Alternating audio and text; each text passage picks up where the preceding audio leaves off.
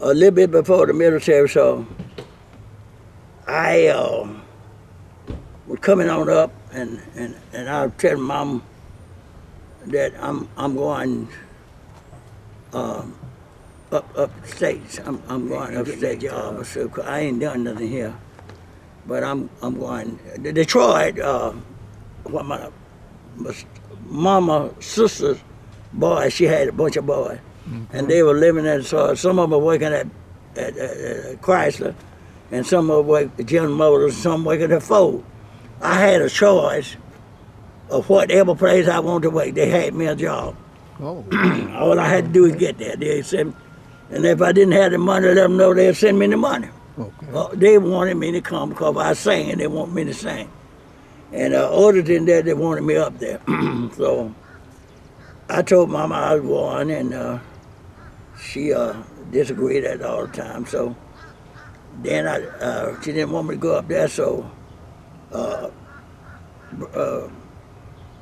Birmingham steel plant, the steel plant was doing a lot of hiring. Okay. And it was on the air some kind of way. I know. My sister lived in Birmingham, and she told me the steel plant done.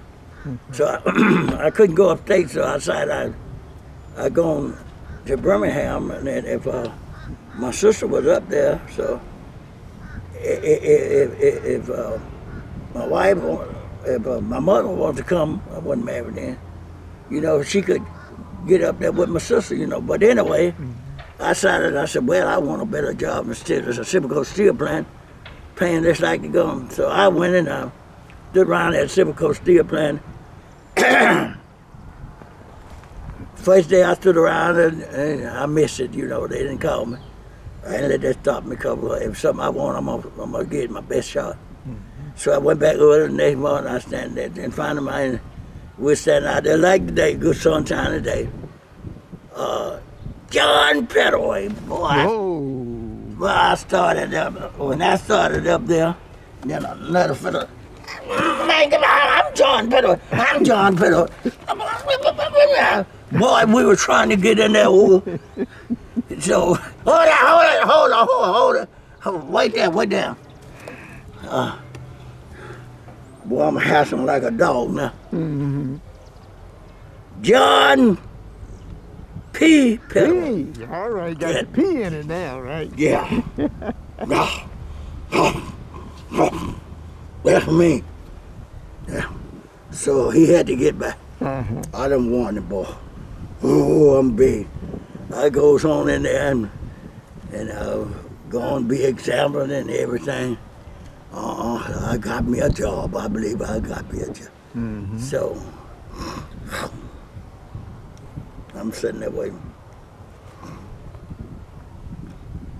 Such and such a moment. Yeah. Such and such a moment. Yeah. Yeah. You calling me a boy around me. It ain't calling my name. Mm-hmm. I'm getting it covered. Such and such a one. I'm still sitting there. Finally they got me. I don't look like me, I'm just as healthy as a felock in the tub of oats. Sure enough, I ain't got now pain. I don't know what a pain is. Now I get called there. Then I get the thing. You were declined because of, you turned down because I think what they turned me down, it was something seen in your urinate, and clear that up and try again, you know. Mm-hmm. You had to get that clear and come back again or whatever. Okay. I'm so discovered I can't walk. It done took all my strength. Uh-huh. I done got me a job now. I done got turned down. Now what's wrong with me? I come on back home. I had got one of them old long letters, and come to be examined. So I got the letter. I come up there, and I had to go Gunner to be examined. Me and several other fellas. I know Woody Johnson. I remember Woody. Several fellas. We rode the bus. We riding Trailway. We went over there. So we went over there, and boy, I was alive. Everywhere I go, I always been something with a bunch of mouth. So I was going on over there singing and cutting up, and we went on to Gunners, and then they examined us, and then you got the paper, and we got the paperwork and they examined. So I got my paperwork.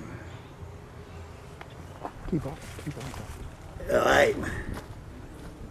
So it's difficult the way time goes, but I guess this paperwork now, I'm looking over the paperwork to see what's on it. So here I go, got the paperwork, accepted. Accepted. I done passed now, accepted, but not at the present time. Okay, I get this paperwork and I'm accepted, but not at the present time.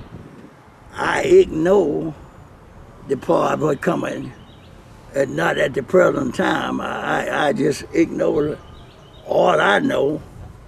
I wasn't accepted, and I'm just happy as a feelock in a tub of oat. Now, I done got turned down, and I'm shown up happy. I ain't got to go into the military. So I come back and I'm accepted, but not at the present time. So I get back on the travel bus, and all the guys are talking. They're talking, and I'm talking. But now I get back on the bus. They are talking.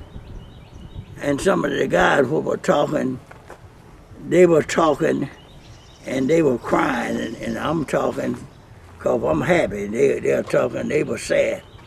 So I'm accepted, but not at the present time.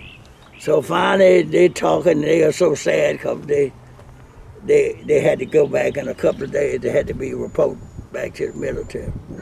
I'm accepted, but not at the present time. I just considered I'm turned down. So I get back on there. These other guys are sad because they got to go back tomorrow the next day.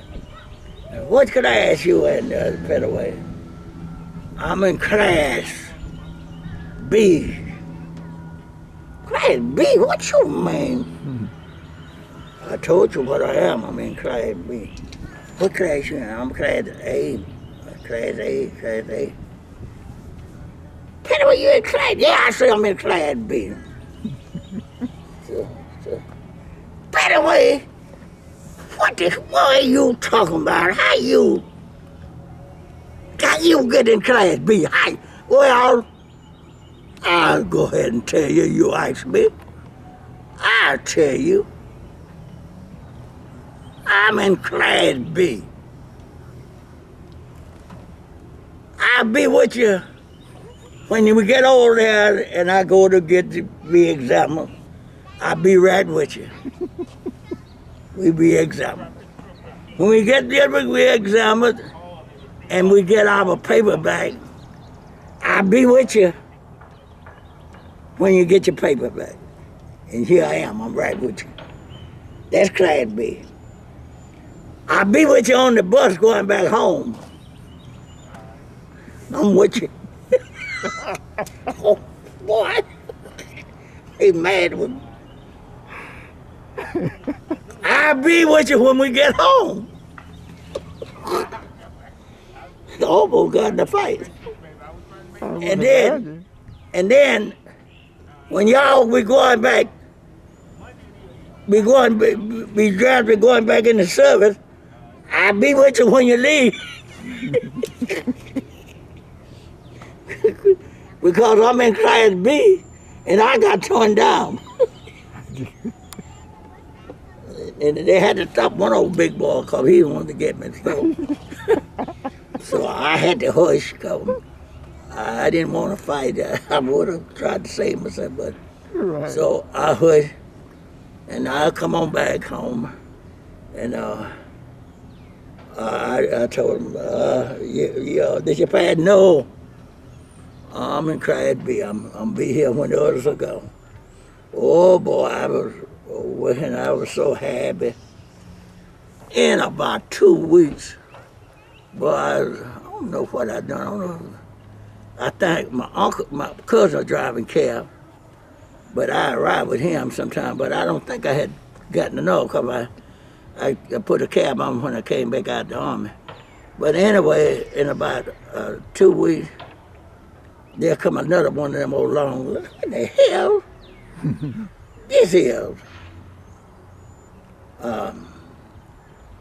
Report to Gunners Air Force Base Wednesday, such and such a time. It must have been June the 27th, cause July the 1st, 52. That's when I was inducted in the service. So it must have been June. So I look, I got to go back. I thought I'd turn down. So well, whatever.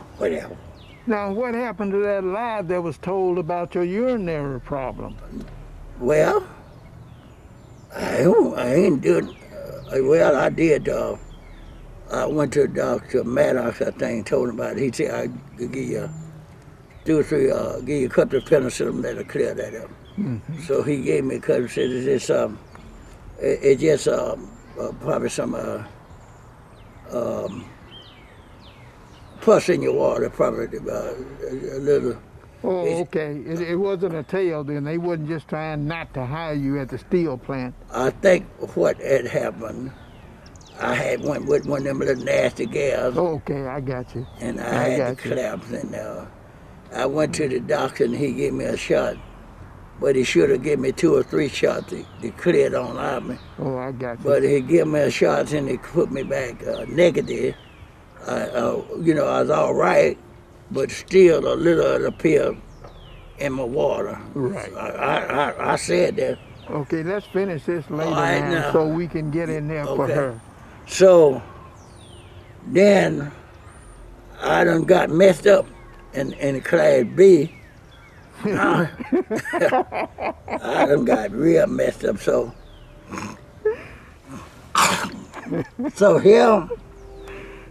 here we back on the bus, going back to be examined. Now, I done got a little bit scared. I'm still loud. Okay. But I don't know what the hell happened. I ain't been no time over here. And now here they're going back. Well, what in the world is going back? So I goes on over there. So we get to Gunner. I think it was 5 or 8 of us. But I do know.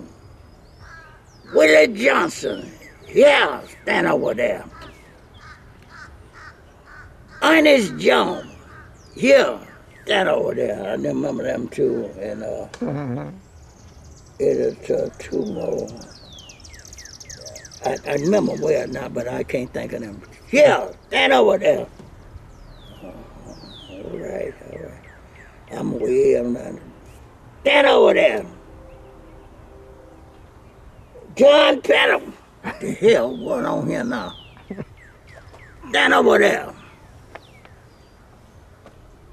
What else? I thought we were supposed to be examined. You 8 man. Whatever. You 8 man. Raise your right hand. Whoa. Damn, what the hell are you talking about? So you were in there, right? Whoa. Raise your right hand. What are you doing? What are you doing? You in the military, that's all. Oh, shit. So, such a thing. Such a thing. Now, you may as well report to the such and such a place, and you will catch a bus, and you will be shipped out. I know which to Fort Jackson, South Carolina. That's why you will be further sworn in. You are now in the military of the United States Army. Whoa. And there you were. Come on, let's go. I was all excited leaving home. And I done got conducted in the service, and so when I went back to college there, thinking I was going to get a chance to go back home and stay a few days, but when the guy said, called, there was 8 names, I think it was 6 or 8 of us, and told us to stand over to the side, and then he said, raise your right hand. And then he sworn us into the service. And so we left there and went to South Carolina, Fort Jackson, South Carolina. Being going just from a civilian and getting into the military, hadn't had no training, don't know nothing, just going to some place to start base training. So when we get to South Carolina, we were waiting and to get our ration, to get our clothes and everything. So we were waiting out there. So we were civilian. We was a civilian, but yet we was in the military. So we don't know no military life, and we don't know what they act like military life. So we were laying down there, just I got sworn over in maybe 2 hours. Some of the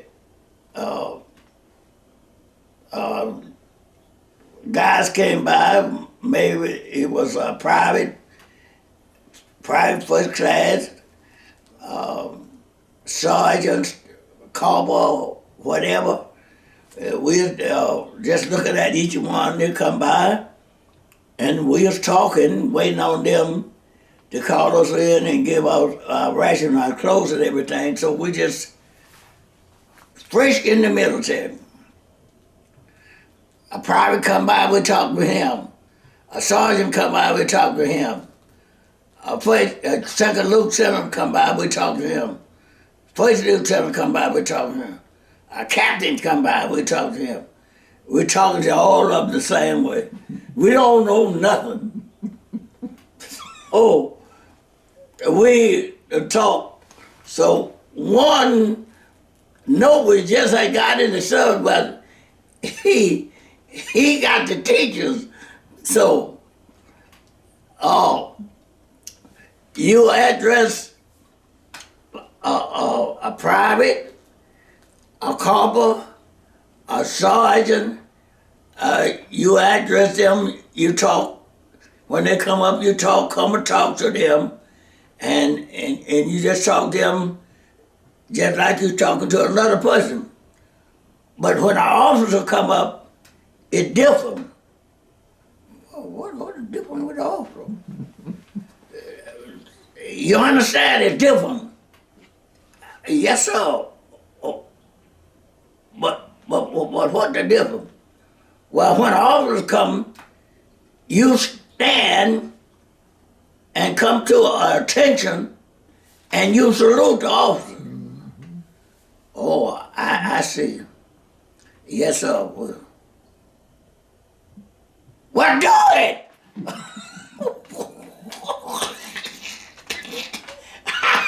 Get in the army now. Do it! We don't know what.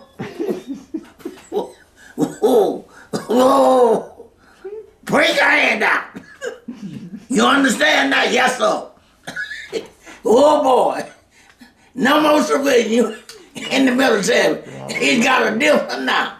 Oh, boy, that's a butler to you. So you don't see no officer come up and you standing there with your leg crossed. When he see him, when he get close to you, you jump in attention. So we saw nothing come in for the callers in. He had some bars. We don't know. We don't know a second, first, second. No, we don't know who you are. We just see with some. So if you come with a sergeant, if you got sergeant, if you got any bars on that, okay, we gonna salute you. We don't know who is who now. So that is a good experience. So we finally got our clothes and then got our teaching. We knew what to do, but it's a funny thing while we was way down there. Officer come up, it didn't make us no difference who you are. How you do something? Yes, sir. And then you're talking, and with your hands in your pocket. You know you ain't been there long enough, because you standing there talking with your hands in your pocket. You know you don't know you're talking to the officer. But some come and talk to us, and then he know it just ain't come in, and then the instructor didn't tell you nothing. So finally one come by there, he full-blooded officer. When you have the stripes on your shoulder, and so you was in the grade, sergeant grade, and so when you come, you have a bar on your cap or a bar on your shoulder. That means that you're an officer. You was in the military. So you just look at a sergeant. I don't care how many stripes he got on. You don't have to salute him. He's just a sergeant.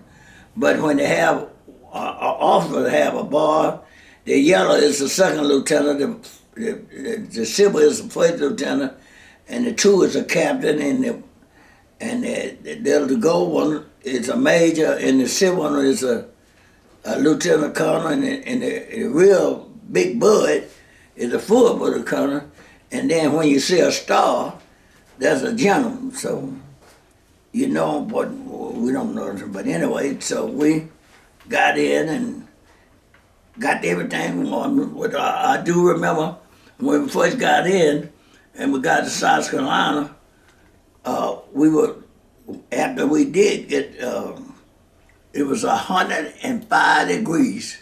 Whoa. You know, so we in the military, they'll tell you how many had died from heat stroke. And so they'll tell you 105, and when I think it went on up to 109, I said, go ahead, but I know it was hot. And then when we got in the service, come from the country, and then they teach you your classes, and then get out there at 12 o'clock in the day and be marching in the day, up, cover that hope, double time, you got to run, you got to, you done come up from, now you got to run. You can't stop till they stop you. God, no, we're breaking it in. So that part of the military was good. So we're finished basic training, and then it's time for you to go in to the, when we finished basic training, you had to go to the MOS. You got 6 weeks of schooling. So I went to school for supply handling. So my MOS is 5805, I think, supply handling. So you ended up in the war also, I understand? Huh? Did you end up in the war? Yeah, I was just getting there as it come. So we finished basic training, and then so now I was able to, on the weekend, to go into town. I was in Virginia, so we went in Petersburg, Virginia. You were able to go to town, and if you with somebody, you went from Petersburg to Richmond, and all around it, the little cities, you know, if you off on the weekend after Friday, you got Friday night, Saturday, and Sunday. You can leave the base, you know, go get back there Monday morning. So we went somewhere everywhere then. So then, in 7 months, I had been in, took base training and everything. So I got to leave home. I had a chance to come home. And so I come home, and I had my orders. So you come home, and you got your orders. So they sent the orders by me. It's about between 7 and 10 of us. But I had the orders. And so I don't know, I still in the service. I didn't know exactly what I'm carrying, but I got the order. So you come home, but on such and such a date, you got to be in Birmingham, at the meet at the airport in Birmingham at a certain time.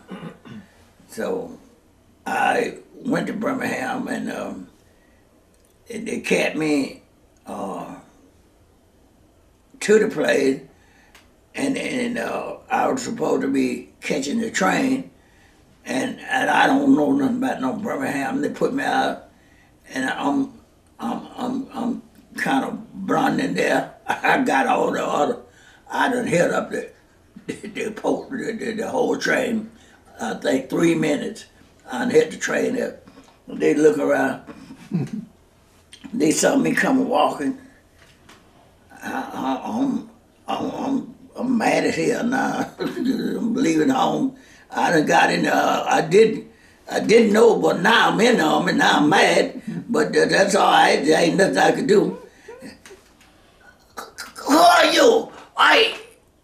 Are you John P. Pettaway? Yes, I am. Well, come on, you got to go home. Leave me. I'm mad. So I got up and I hand them the order. Get on the train. So I got on the train, and now I got to go from Birmingham to Seattle, Washington. No, yeah, to Seattle, Washington. Okay. I goes on, get to Seattle, Washington. I've been in about 7 months, so I meets up with another friend, and we get in Seattle, Washington. We had about 7 days to stay there. We're going to leave. We don't know where we're going. And the 7 days is up. So, but when I come home, I had a lot of friends, and I went to meet one friend in particular, Emmett Smith. He's pressing clothes. He's worked at the dry cleaner. A good old buddy. He sang, and he was. I was singing then, and so. But I got in the military now, and I come home visiting my buddy. Hey, John, and him and all of them. They love to tell a lot of jokes in there. Yeah. Where you on your way? I say. I don't. They don't exactly say. It's the Far East Command. Yeah, it is the Far East Command. It's Korea. I said, how you know? I'm telling you where you're going. Man, I ain't saying nothing. I say you're going to Korea. So he shooting the bugs, but he was telling the truth. So then I goes on, get to Seattle, we catch a ship. Get on the ship. I'm telling almost like I could go further. So we get on the ship. Oh boy, it's riding good here now. I rode. They had all kind of pork chops and good. Man, I'd eaten it, so I got them. Boy, I eating high. Ooh, this night. So I rode on that first day. We're done fine. And so rode that first day. Night come and went to sleep.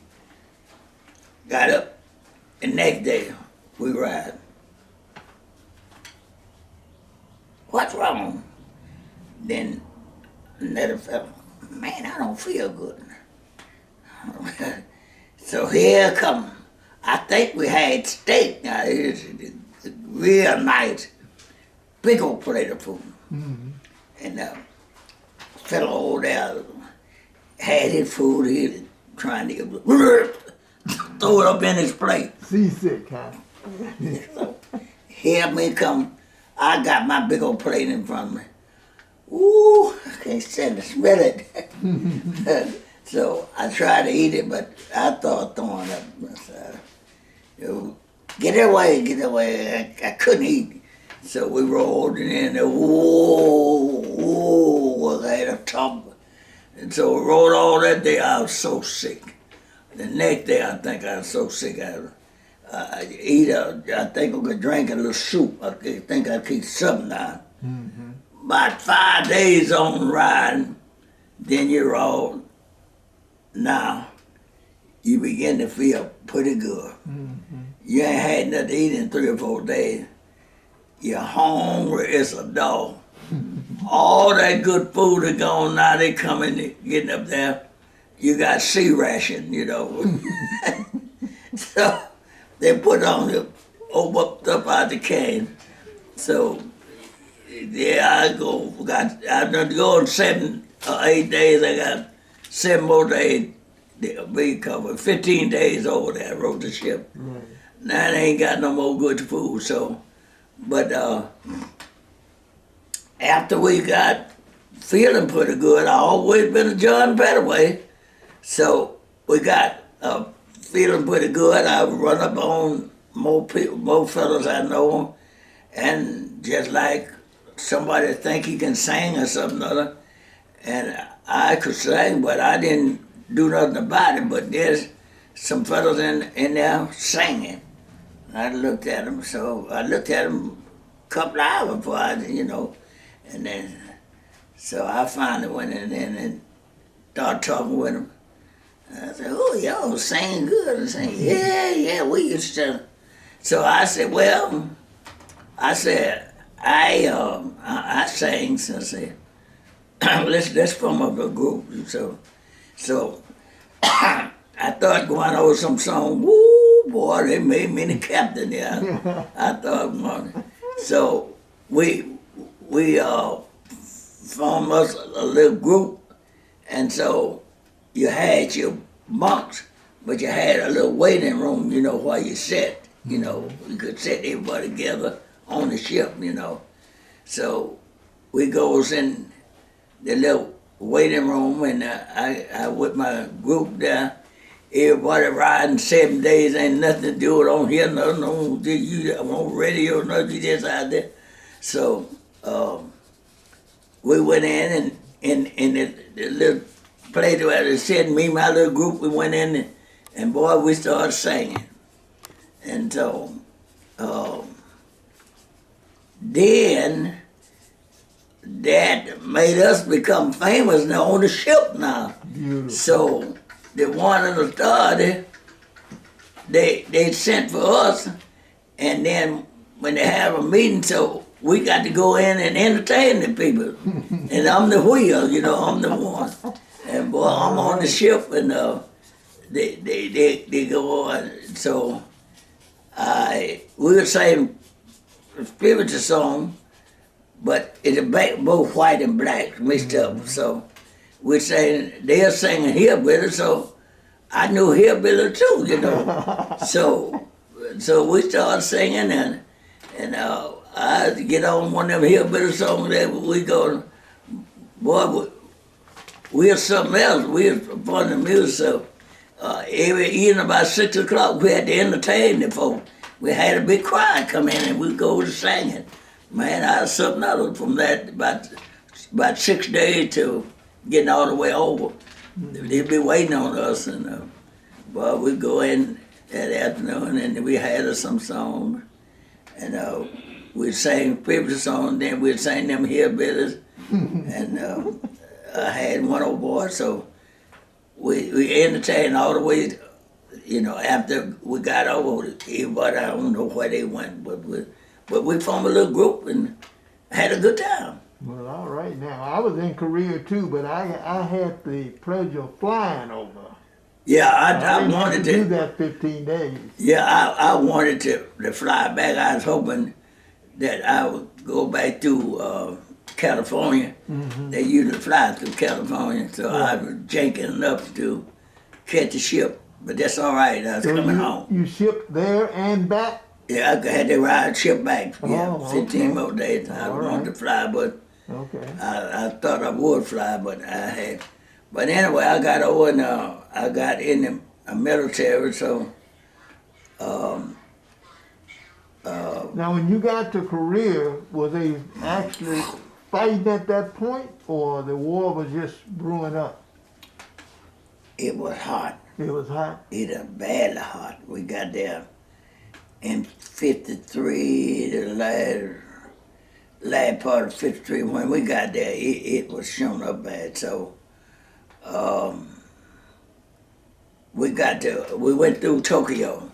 Okay. And went to Tokyo. I had stayed there, I think, 2 days, get our ration and our rifles and everything. Mm-hmm. And then we caught the train in Tokyo going, I went on all the way up. I went on through Incheon. I went all the way up to, I think the first place we landed, I think it was Moon Sun E, I believe it was Moon Sun E. That was not too far from Seoul, Korea. Okay. We went too far from Seoul. So, Moon Sun, Wejeonbu, so I got later shipped out to the company in Wejeonbu. So, Moon Sun E was pretty close to Seoul, but Wejeonbu was back on the other side of Seoul over, you heard talking the 38th parallel. Yes, sir. I was stationed not far from the 38th parallel. That's, I didn't know what they meant about the 38th parallel, but that's why this General MacArthur, I believe it was, the general and the president was into it. The general know what to do. The president was the boss, and the general know what to do. And that's when they were fighting, and we had got good. We had pushed North Korea up in a corner, like we had them. We had them that was a little before us. They had put them up in the corner. Okay. That's why the 38 parallel come. Okay. But that's what we were coming into.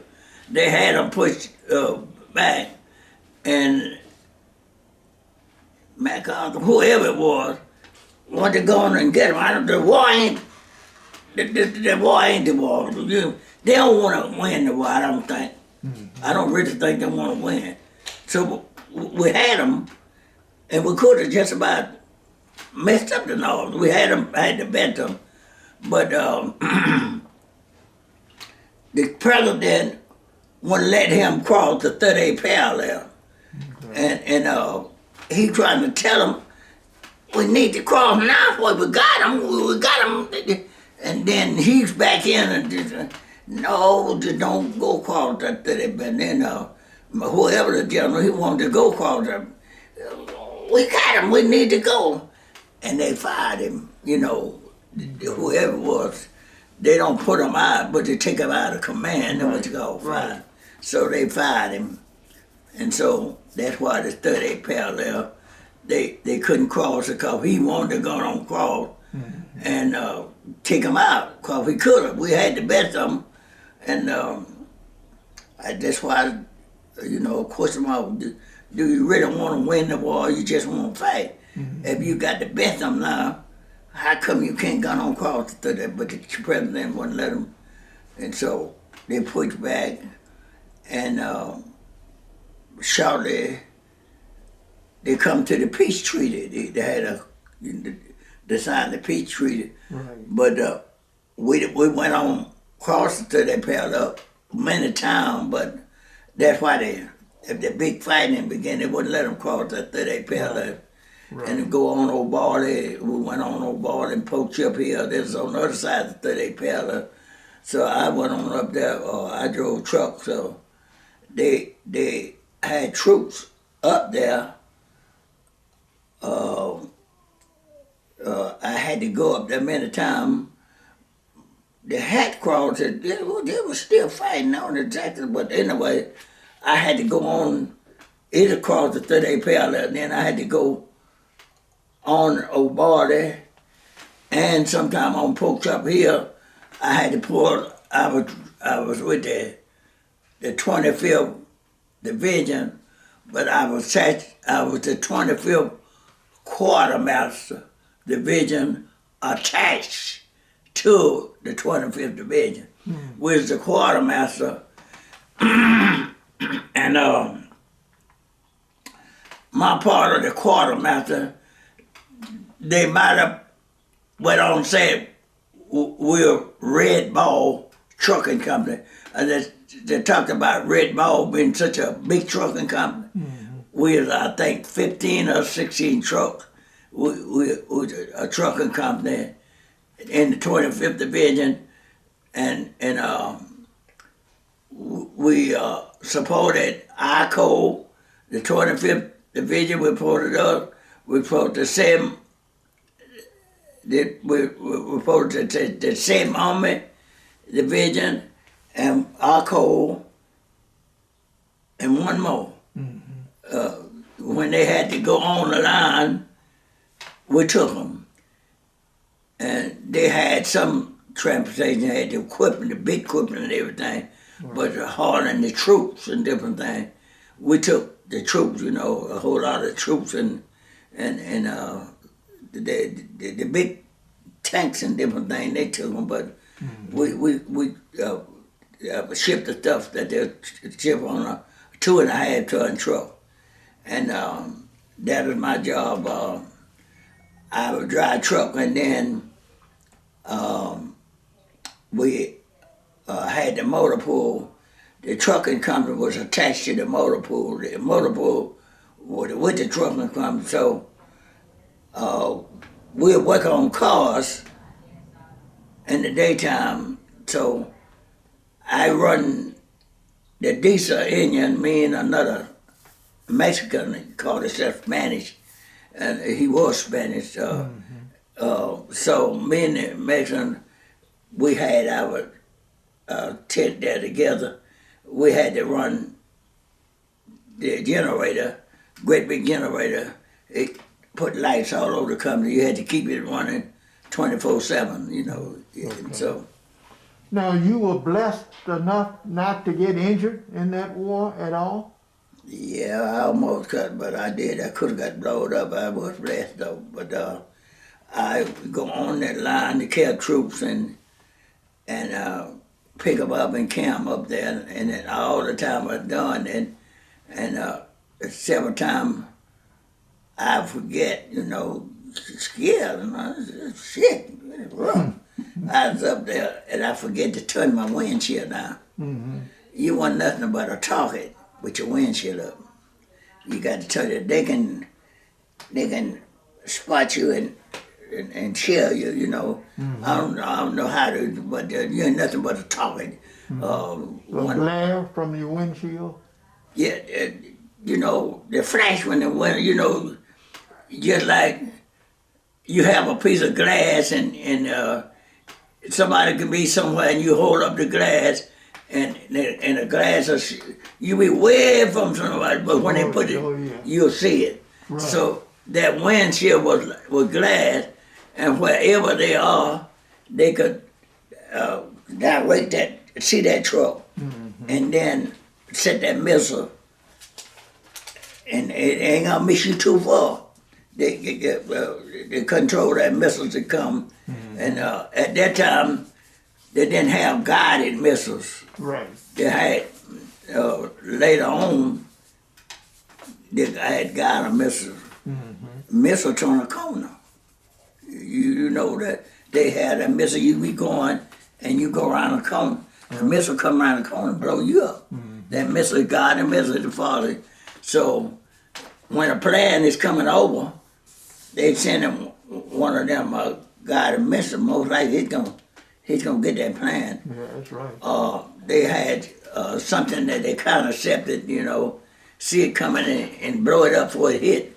But other bullets hit, you don't set it, and it gonna catch whatever you set. If you're on the ground and some kind of way they set you, and you go down and you turn a corner, it's going down, and he's gonna turn the corner, and when they get to you, he's gonna blow you up. I don't know how they but that is in there for you. But anyway, I went through it till I remember I didn't make no rank. You can keep talking. I didn't make no rank. I should have made. I happened to get over there, and being unblessed, I was blessed, but I was unblessed. I happened to get over there, and got a commander and corner and major Alabama. I'm over there overseas, get them things from Alabama. I could have got. I'm in. You Alabama, you in? You with the white folk. Mm-hmm. So I was driving. I was the Zingo was the best driver. Mm-hmm. He's a leader. He's good. He wouldn't take a bad no time. Wow. But he is the leader. Mm-hmm. But the Zingo, when they had to go get something, boy, he showed up later. You better know how to drive. You get left. But so when the Zingo was out, I was driving number 15. I think the Zingo, was I driving 15 or 30? Between 15 and 30. I was either driving 15 or 30. Zingo was driving 15 and I was driving 30, or either I was driving 30. But anyway, the Zingo would lead.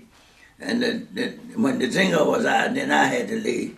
If they're going to pick up something from another company, I had to carry 15 trucks in there.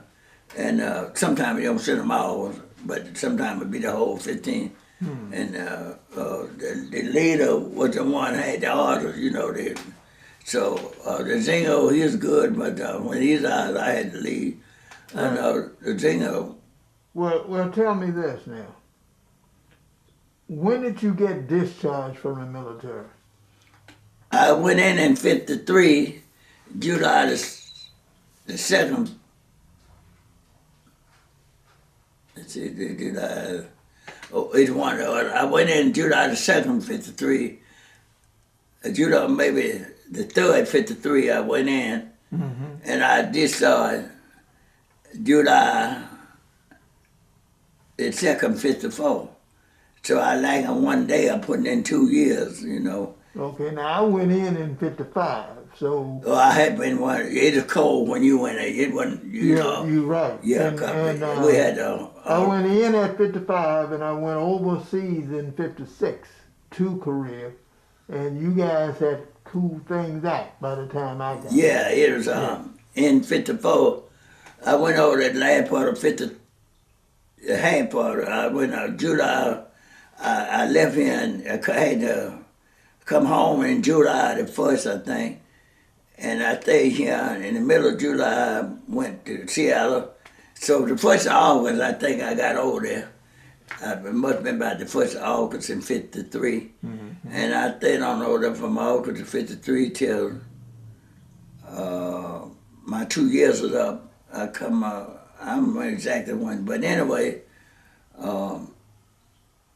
Well, let me tell you. Let me ask you this: how did you deal with the racism in the military? What was your experience with those races? Like you say, you found yourself in Korea working for guys from Alabama. How did you deal with that racism? Well, the racism was rough, you know, but I went at it wrong. But I went at it to do my job and keep a clean nose and do 2 years and get the hell out of here. Whatever happened, I let it happen, you know, I'm with it. So I'm in the company, being the second to the best driver. The Zingo or 2 or 3 drivers. I'm the leader, I'm telling you.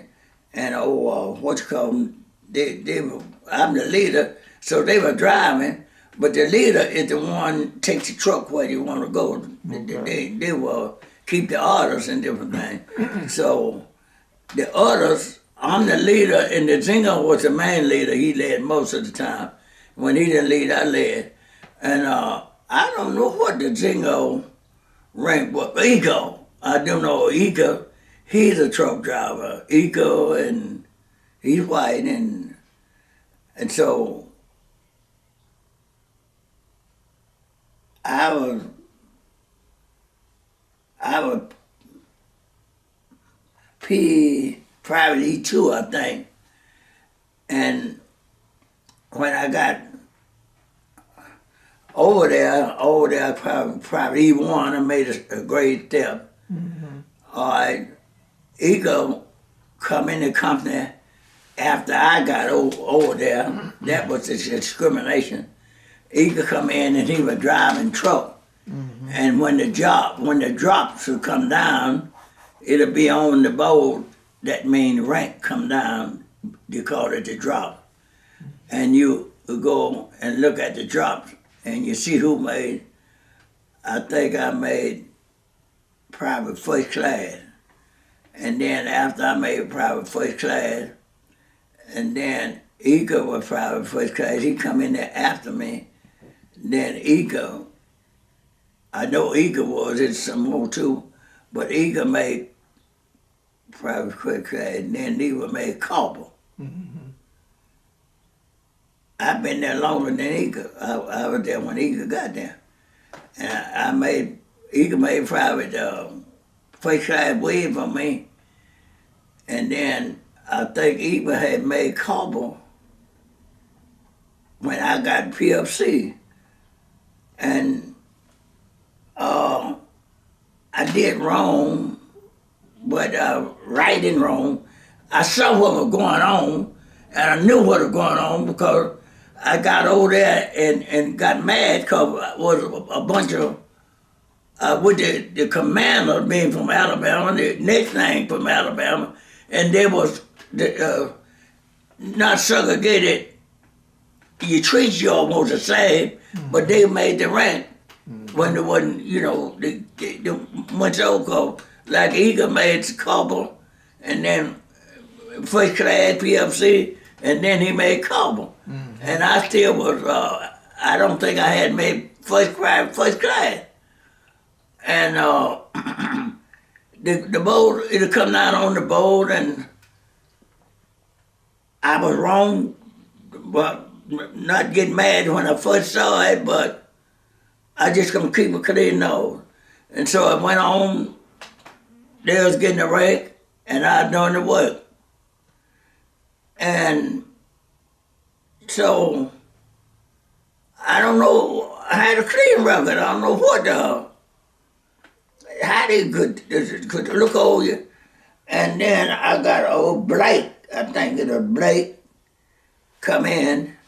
He is black, but what you call black being a nigger, he all up in the folk place, And I was an intelligent fellow, I smiled, but I'm not all up in yassa, like, some of the fellas, you call them a white folk nigger because they always up in the, they use him, he's doing what they want him to do.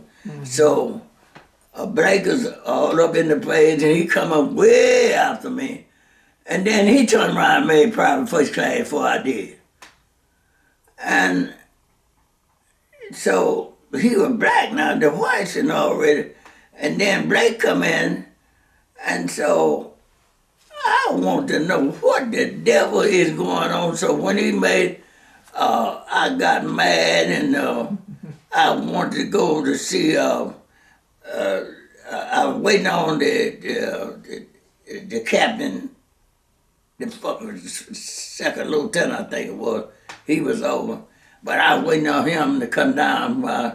And then when he did come down, I saw him, but I want to see you. But I going toward him.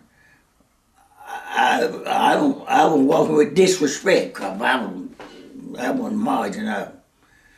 What's wrong? I'm gonna tell you. I'm mad. So I get him. I told her, I said, come on, Ego, been here. I come in the company at such and such a time. I've been here. I'm driving cab. I'm the truck driver. I say cab, driving truck. I'm the truck driver. I do all the technical work right here. Me and the Zingo is the one that do the leading, and we drive. Yeah, I know that. Yeah, but you know, but I say now, Eco is way back in there. And when you want something done, I got the orders. I can't order. Eagle's a follow. So Eagle and so and so. Eagle made private first class. Now he corporal, and he made corporal. I believe he made sergeant, and went down there and sold a tire off the truck, and you bust him back down to private, and he come around and made private first class for me. I think that's what I got to do. And so I went and told him what all was going on. I don't understand how it done, Mr. Private Pettaway. I don't want to, so we know I'm mad. I guarantee you'll be on the next drop. So I should have had got mad way before, but the next drop come down, and I made private, and think I made Cobble, and that far as I went, but I should have been staff sergeant, sergeant first class, but the white folk got it over me, and I didn't. You know, all I said, well, I see it getting the drops, and I know I'm with this racist company, and so I ain't gonna raise no saying. All I want to do is make my 2 years. I'm gonna get the hell out of here. But I should have not done. I should have got on them first and let me make my rank. I'm doing the work. Give him my rank, but I didn't even make copper. I think I did make copper. I didn't make sergeant though.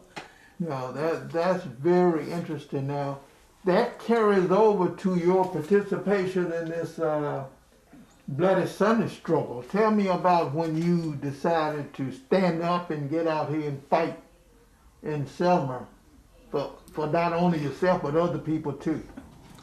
What inspired that? So, in being in the military, doing all that doing, so it finally come down to my time to get out. And so I came on back and went back through Seattle, Washington, and then came on home, you know, got out the military and came on back to Selma. And you know, some of them re-up, you know, they had a chance to re-enlist and get a stripe, extra stripe for re-enlisting. And I said, I got 2 years. I don't want no more of this. So I got out. Mm-hmm. Well, I came home and started driving cab. Yeah, I thought it had to be after I come out of the army. So I was sitting on my porch when I started driving cab. When I got out, before I got married, me and my brother was living together. We were living over on Tremont, then been a church on Tremont where we used to live. In my auntie's house, my auntie was old, and my brother next to me, he got married before me, and after Mama died, we was living together. And then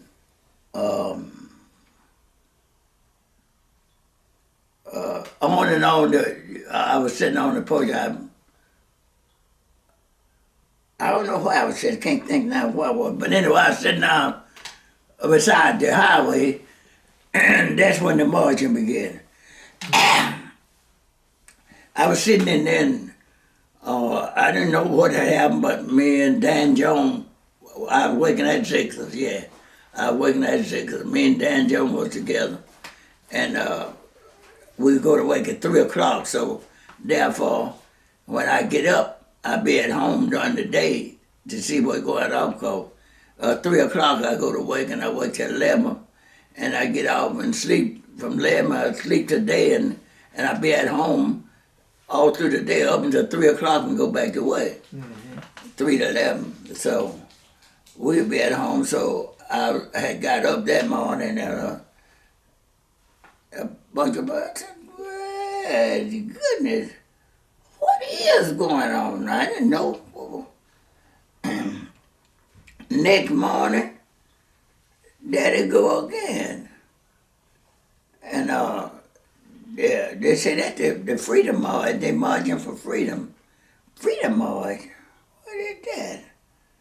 So I said, well, I do know what's saying in my mind. I remember. Well, we as black people, we ain't gonna do nothing. We ain't gonna stick together. We start something, but we don't a whole lot.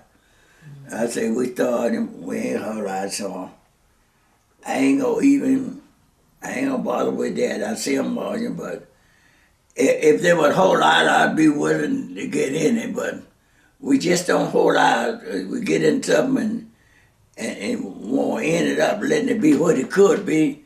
We drop out of it. That's what you was thinking, huh? That's not what I was thinking, because Okay. that's what we used to do. Okay. I'm thinking that because that's what we used to do, but this is a solid foundation to come about. So I thought of that. I said, I'm getting in it because we ain't going to do nothing.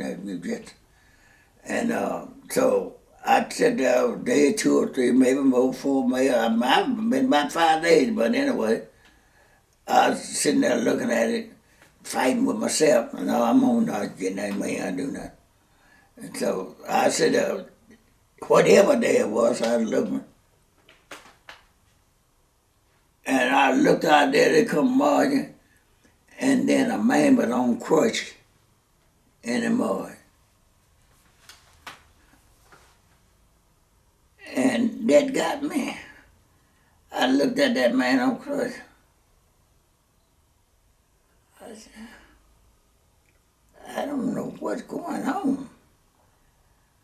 I said I wasn't going to join it. But now there's a man out there in crutches. A man in crutches. Now he going in One leg, right? huh? He had one leg. Did he have one leg? Yeah. So I said, hey, I'm getting in it.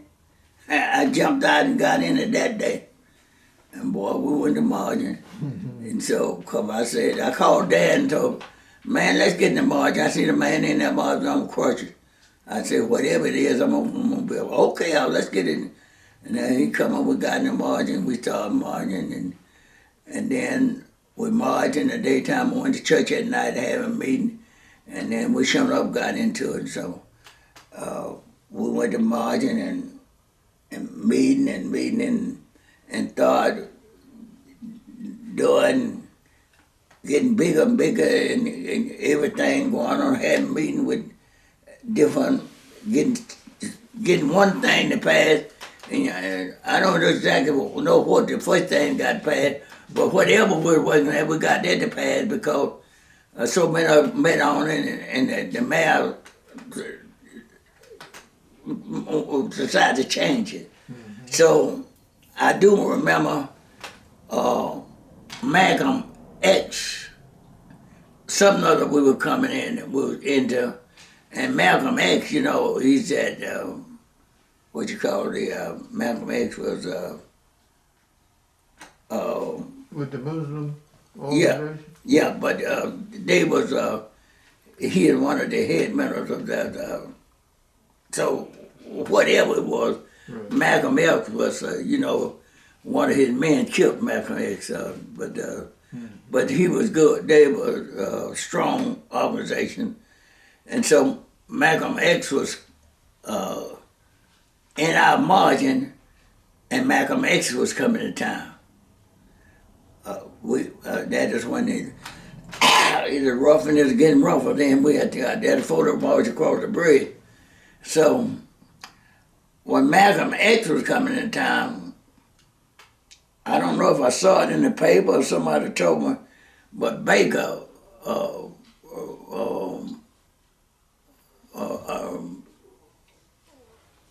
Mayor Baker, Mayor Baker, big man, Mayor Baker. Mm-hmm. So Baker was the mayor, and Mayor would give the orders out. When Mayor X come into town, support him and give him any kind of help that you can give him, but don't cross him. Let him don't. He's one. Whatever he's done, if he's something he wants to do, don't tell him he couldn't do it. Don't cross him. Almost say him let him do what he want to do and get the hell on out of here. So, but I know they say don't cross him. So he come in and he did a lot of changing. I think he around the Faith Baptist, whatever he did a lot of changing, and they didn't bother him. And he went on back, and then they began to march, and we marched. I think we marched across the bridge several times, but we went so far and turned around. Now the march is to begin, and they're gonna march from Selma to Montgomery. Gonna march on the Capitol, and boy, that was a big march. That was a big march. They were gonna march on the Capitol. So I know I couldn't march to the Capitol because we still were gonna go to work, but we're gonna march to. How far it is, we're gonna march at 2:00 in order to get back to work at 3. So we was in that big march, and I remember I got to Water Avenue, and I don't know. We were trying to go to Montgomery March, then or what? That's the big march, though. But when I got to Water Avenue,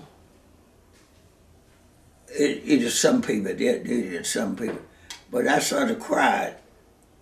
They swore it like that. So it's a crowd of people. It ain't like you're hanging, but it's a crowd of people together. People standing at one another. But whatever they did, it wasn't like your hand, but when they turn, they're turning, them turning together, it's like you saw them when they swore. And when they swore, I saw that swore, and the line stopped with my. I said, "Oh goodness, what did happen? What's going on over the river?" And we don't know what. That's a big word, but I remember in it. We don't know what done happened, but know something done happened. And then, just like I say to you, the line, and I'm here, and I said to the next fella, they're beating them over there. Then you don't hear what the other fella, he come down from there to here, and he said, they say they're beating them over there.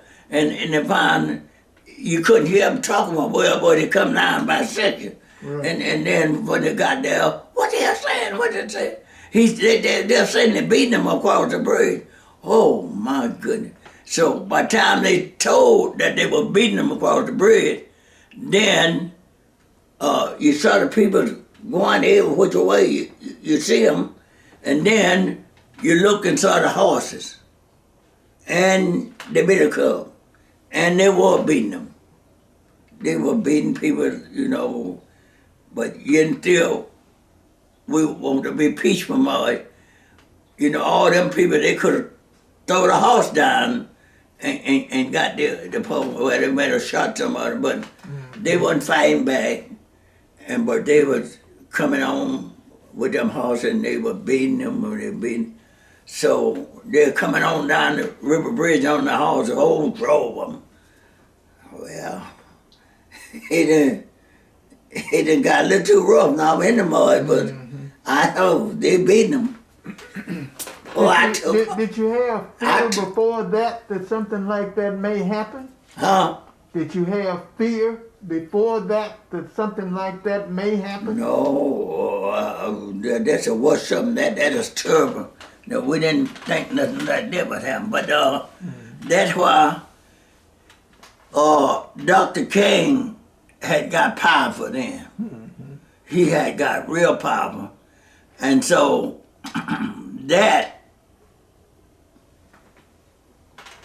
was the worst thing they could have done. That took their authority. That they have beaten the people never wrong.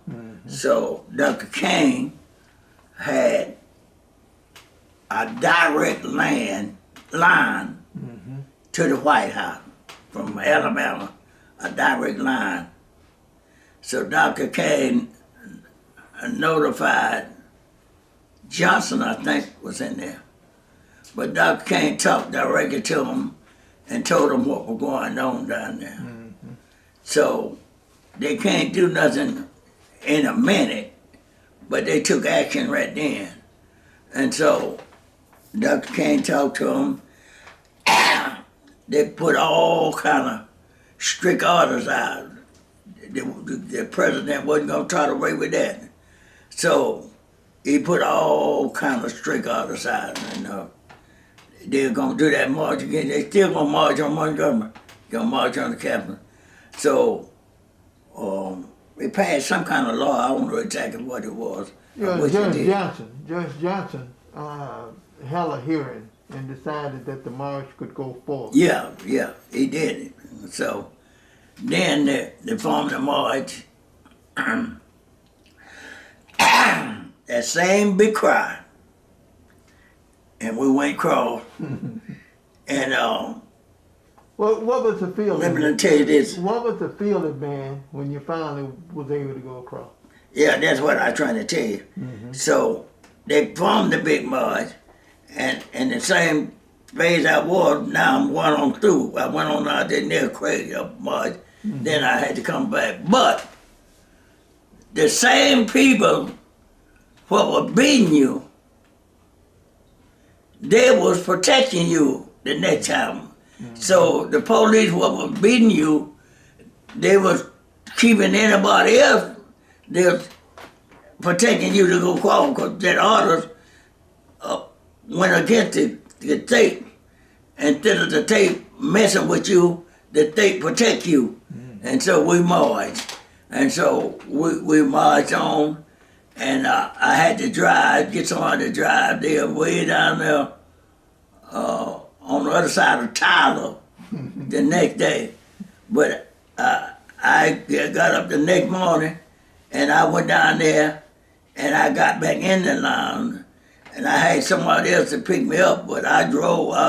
I didn't walk to Montgomery by all the way, but I do my share. When I get there the next day, I go find the line of them. Walked a little bit at a time. A little bit at a time. I determined. So I remember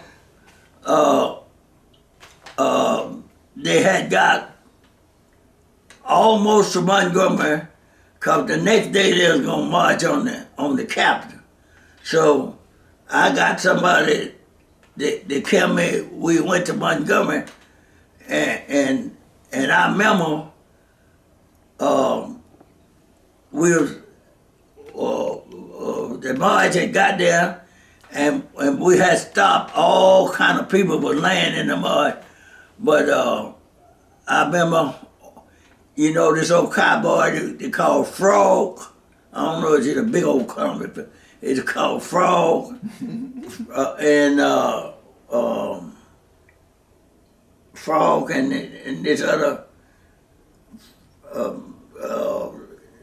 fella, a lot of much kick on him. But anyway, I laid down. We were waiting to go march on the bridge, and I with two of the fellas, two movie stars, Frog, two cowboys, and we were laying there talking. The other fella with that black leather jacket, he ride that black horse. I don't know who it was, but him and Frog, and we was over there near Montgomery, was in Montgomery getting ready to march on the Capitol. So I didn't march, I drove, I marched about there and went back to work, and the next day I could, but that time they was in Montgomery. So I drove over and we were laying down, and now we're gonna march on the Capitol. So when they got the march back up, I went on, I didn't march till Montgomery, but I marched on the Capitol. I got back in the line, so I was tired to go. But I laid in there and we went on the cap. But I bet you was proud. I was proud. So I was in it. All right. So